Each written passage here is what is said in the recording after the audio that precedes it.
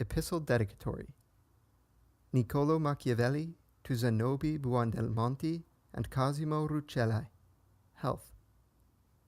I send you a gift, which, if it answers ill the obligations I owe you, is at any rate the greatest which Niccolò Machiavelli has it in his power to offer. For in it I have expressed whatever I have learned or have observed for myself during a long experience and constant study of human affairs. And since neither you nor any other can expect more at my hands, you cannot complain if I have not given you more. You may indeed lament the poverty of my wit, since what I have to say is but poorly said, and tax the weakness of my judgment, which on many points may have erred in its conclusions. But granting all this, I know not which of us is less beholden to the other, I to you, who have forced me to write what of myself I never should have written, or you to me, who have written what can give you no content. Take this, however, in the spirit in which all that comes from a friend should be taken, in respect whereof we always look more to the intention of the giver than to the quality of the gift, and, believe me, that in one thing only I find satisfaction, namely, in knowing that while in many matters I may have made mistakes, at least I have not been mistaken in choosing you before all others as the persons to whom I dedicate these discourses,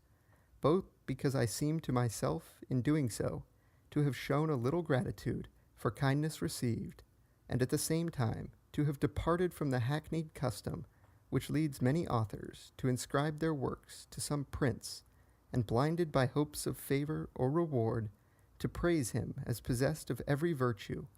whereas, with more reason, they might reproach him as contaminated with every shameful vice.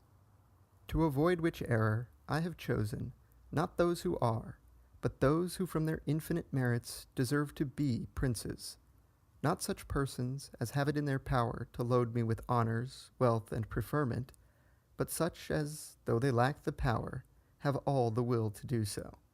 For men, if they would judge justly, should esteem those who are, and not those whose means enable them to be generous. And in like manner, those who know how to govern kingdoms, rather than those who possess the government without such knowledge. For historians award higher praise to Hiero of Syracuse, when in a private station, than to Perseus the Macedonian, when a king, affirming that while the former lacked nothing that a prince should have, save the name, the latter had nothing of the king, but the kingdom.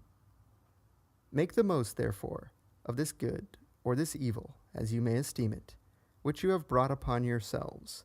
and should you persist in the mistake of thinking my opinions worthy your attention, I shall not fail to proceed with the rest of the history in the manner promised in my preface. Farewell.